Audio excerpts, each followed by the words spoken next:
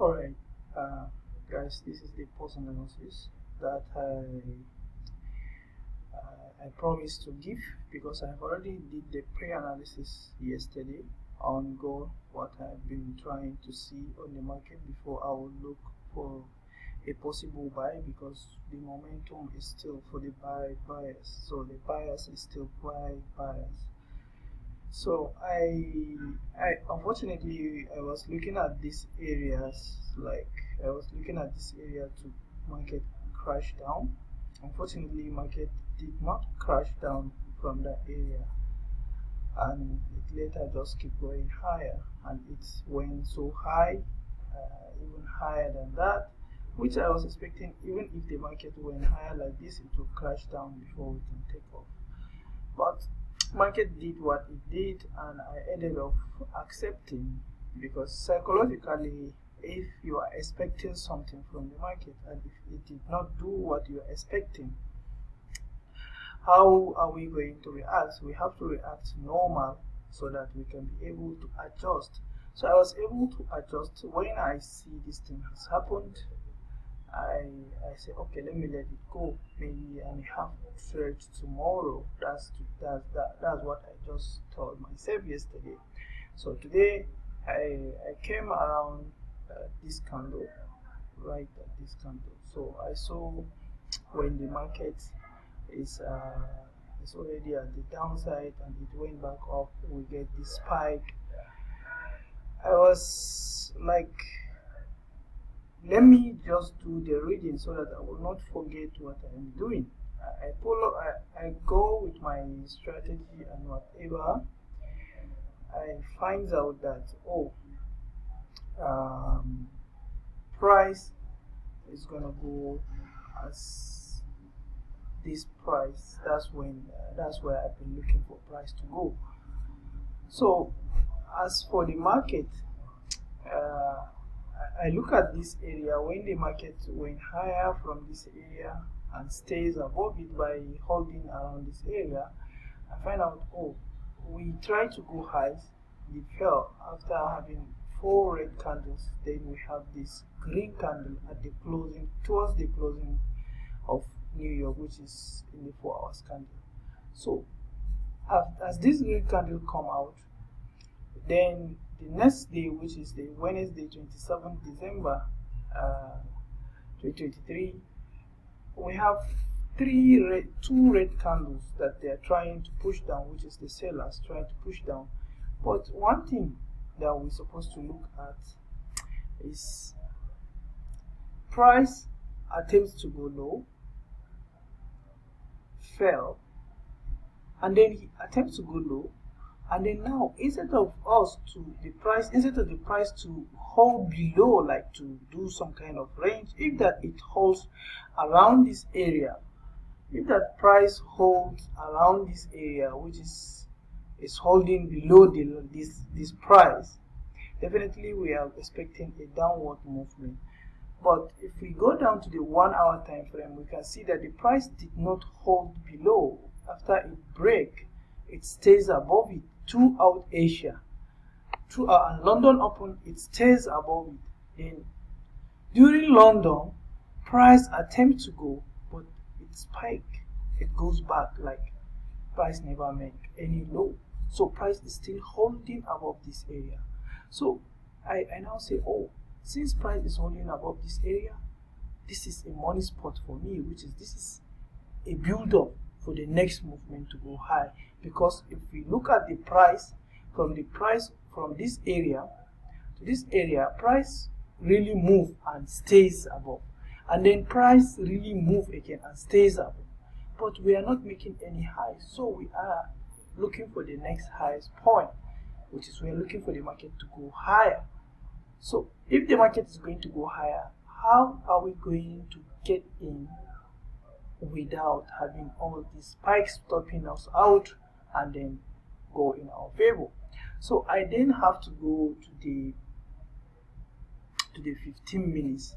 When I go to the 15 minutes, I saw the spikes there. There are a lot of spike. We have spike here, spike up there, spike down here, spike.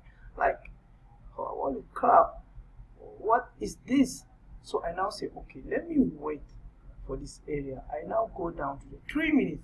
When I go down to the 3 minutes, I saw this spike that is coming in. But if you go down to the 3 minutes, what we'll see that, oh, market it actually went higher and the candle closed higher. Not like this one, but this one, it actually go above this red line. And this red line is representing the highest point of yesterday's sessions, which is New York, Asia, and London, which is Asia, London, and New York. This is the highest point. It's a strong level, which is the highest point of the day. It's a strong resistance. But price closed above. Then as price closed above, I took my buy on this around this area. Then this candle comes in. It really scares me, like, oh, holy crap, is this thing really gonna go down? But I now say, okay, wait, let's wait for the next candle. As I wait for the next candle, then I now be able to pick out something from my psychology, like from my knowledge. Oh, there is a stop loss here because there are people that buys this thing and put stop loss here. Now we take their stop loss. This is what they call a dash of evil. So this dash of evil came in and takes all the stop out and then go back in. So I then put my stop loss right here. As the price reached there, I just put my stop loss. I reached very little, very little. I put it down here. So this is I think, let me give you the proof of that. This is the entry, and this is from my MT5, I think so. Coming. This is from my MT5. This is from my MT5, where I get the price at that candle that I showed you. But why did I get out here? Why did I get out here?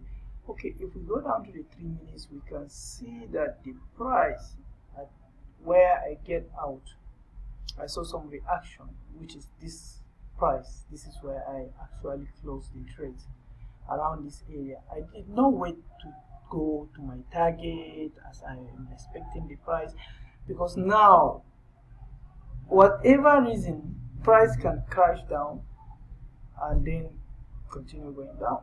I don't know, but this is what I saw. So now it's now thinking about risks. Now I'm risking almost 40 pips to get only this gap, which is now I am risking. This is my risk and this is my target.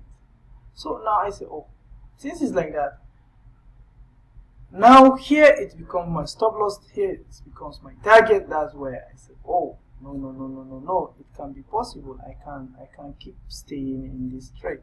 All I need to do, I will have to get out of this trade as soon as possible, so that I can be able to come and give the post analysis and I can be able to have a good. This is the target and this is the stop loss now. Even though I move it to 0, but if you look at it, it doesn't make any sense. Which I say, oh, I know my target. We're approaching my target and the momentum is still strong. But who knows?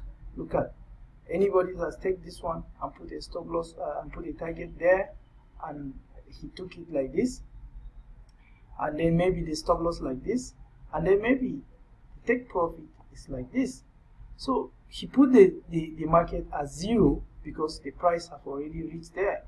So now if you look at this, the thing, in sense, like now he's risking this much, he's risking this much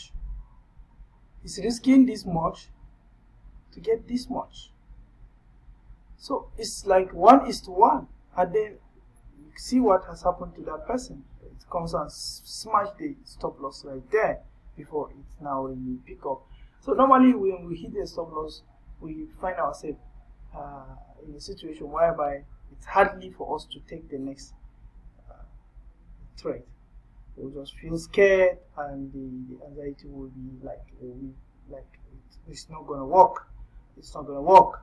So he was really risking this much, and as the price reached this area, he's making money. He put a stop loss to 0. Now he's risking this much. Like he's risking this big to get only this one. So this is the post analysis on this one.